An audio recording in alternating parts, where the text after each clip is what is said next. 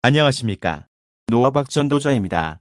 오늘도 진리스노 전도자님의 글 메시지를 지난 시간에 이어 전해드리겠습니다. 지금부터 마지막 2부를 시작합니다. 유리바다와 불이 섞인 유리바다는 무엇일까요?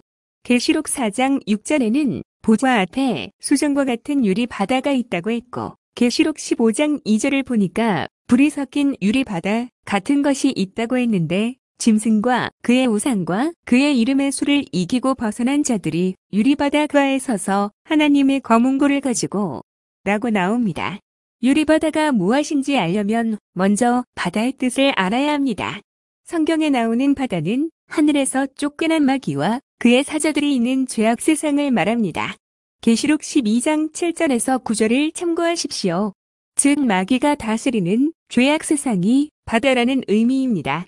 계시록 13장 1절에서는 바다에서 짐승이 나온다고 했고, 다니엘 7장 3절에서는 큰 짐승 넷이 바다에서 나왔는데 그 모양이 각각 다르다고 했으며, 계시록 16장 3절에서는 천사가 심판의 대접을 바다에 쏟는다고 했지요. 또 시편 74편 13절에서는 하나님께서 바다를 나누시고 용들의 머리를 깨뜨리신다고 했습니다. 이처럼 바다는 마귀의 활동 무대인 것입니다. 진홍처럼 붉은 죄의 바다인 홍해는 죄악 세상을 상징하며, 이스라엘이 홍해를 건넌 것은 성도가 십자가 대속을 믿고 죄악 세상에서 벗어난 것을 뜻하며, 출애굽기 14장 16절에 나오는 홍해를 가른 모세의 지팡이는 죄를 사하는 십자가를 상징하는 것으로 봅니다. 이처럼 마귀가 다스리는 세상 나라를 바다로 상징하는 것이라면, 이와 반대로 보좌 앞에 펼쳐진 수정과 같은 유리바다는 죄가 없는 거룩한 하나님의 나라인 것입니다. 그렇다면 불이 섞인 유리바다는 무엇일까요? 불이 뜻하는 것을 알아야 하겠습니다.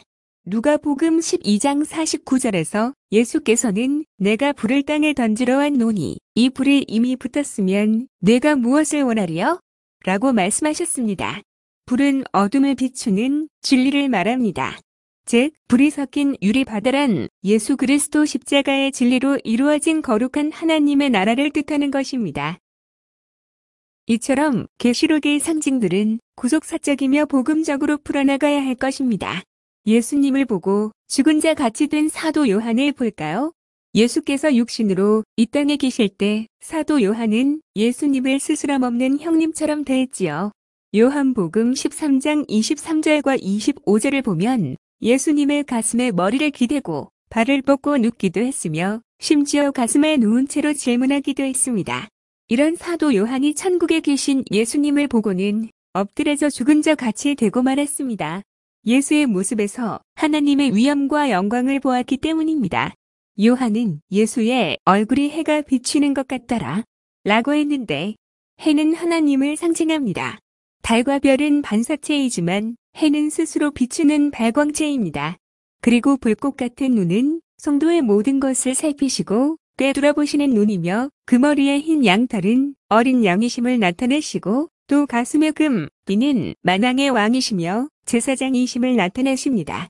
히브리서 4장 12절에 입에서 좌위에 날선 검이 나온다는 것은 예수의 말씀은 살았고 운동력이 있어 어떤 검보다 예리하여 혼과 영과 관절과 골수를 찔러 쪼개는 능력의 말씀임을 뜻합니다.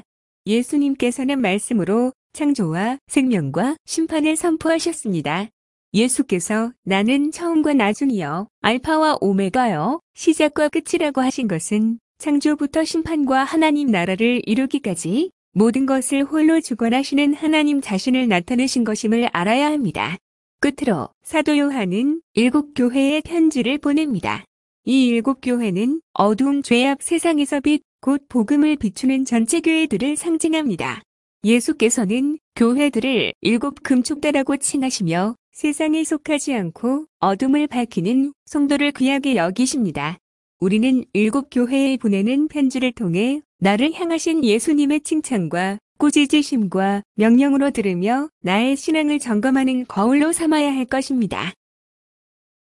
여기까지입니다. 이상으로 마지막 2부를 마칩니다.